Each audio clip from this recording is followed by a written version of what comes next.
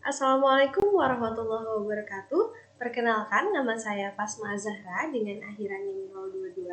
Pada video kali ini, saya akan membahas tugas algoritma dan pemrograman yang ketiga, nomor 2, yang soalnya yaitu, buatlah program untuk menentukan IPK tertinggi dan terendah, beserta jumlah mahasiswa yang mendapatkan IPK tertinggi dan terendah tersebut. Langkah yang harus kita lakukan, pasti kita meminta input jumlah mahasiswa terlebih dahulu. Misalkan mahasiswanya ada 20 gitu. Setelah itu kita akan melakukan kita akan memesan variabel IPK dengan array karena kita akan menyimpan banyak data dalam satu variabel. Selanjutnya, inputkan satu persatu IPK mahasiswa menggunakan pernyataan perulangan dari indeks ke 0 sampai indeks ke n. N itu adalah jumlah mahasiswa yang tadi. Setelah itu, lakukan lagi perulangan for bersarang untuk mengurutkan IPK, jadi dibandingin, diurutin, ditukar tempat, kalau yang tertinggi itu ada di paling depan nanti. Kalau misalkan sudah urut, berarti otomatis IPK yang tertinggi itu ada di indeks ke 0, indeks yang paling awal, dan IPK terendahnya itu ada di indeks ke N-1, indeks yang IPK yang kamarnya paling belakang. Nah, untuk menentukan berapa banyak sih mahasiswa yang tertinggi dan terendah, itu menggunakan pernyataan kondisi. Kalau misalkan indeks yang ada berapa sih nilai pada kamar-kamar tersebut yang nilainya sama dengan indeks ke 0, itu untuk mengecek yang tertinggi ada berapa. Begitu juga dengan yang indeks ke N-1.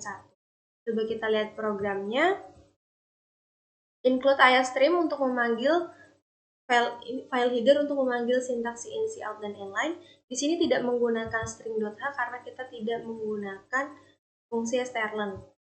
Using namespace std untuk memanggil library pada C, inmain sebagai program utama, kurung kurawal terbuka sebagai begin program. Kita memesan variabel IPK dengan 1001 kamar, ini bebas arraynya berapa, dengan tipe data float, yaitu bilangan desimal, karena IPK kan koma-komaan kan biasanya. Nah, C ini untuk sebagai variabel bantuan pas mengurutkan IPK. Kita juga memesan IJNT dengan tipe data integer. Tampilkan kalimat ini, kemudian CNN, komputer akan menunggu keyboard menginputkan sesuatu, kemudian dibaca di variabel N. Lakukan perulangan I dari 0 sampai N-1. Ini pernyataan yang diulang adalah menerima input IPK dari indeks ke 0 sampai indeks ke N-1. Ini for bersarangnya yang untuk mengurutkan IPK.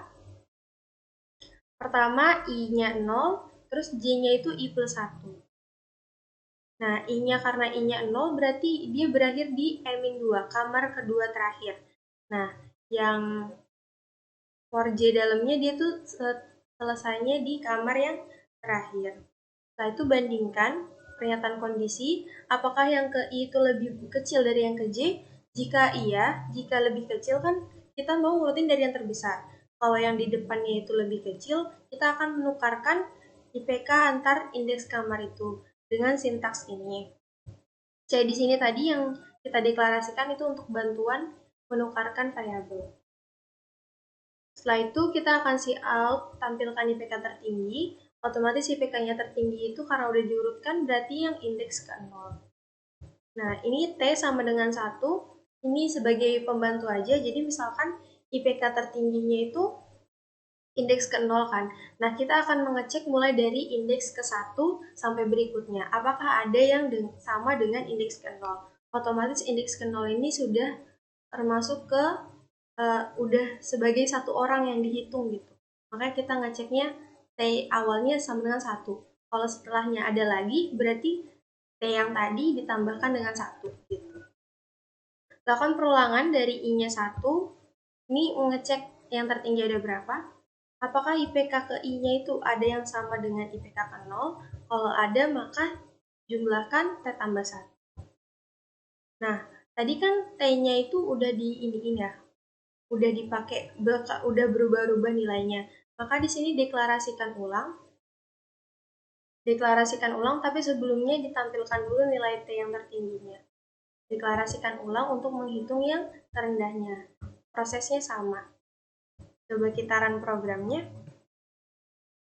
Misalkan jumlah mahasiswanya 4.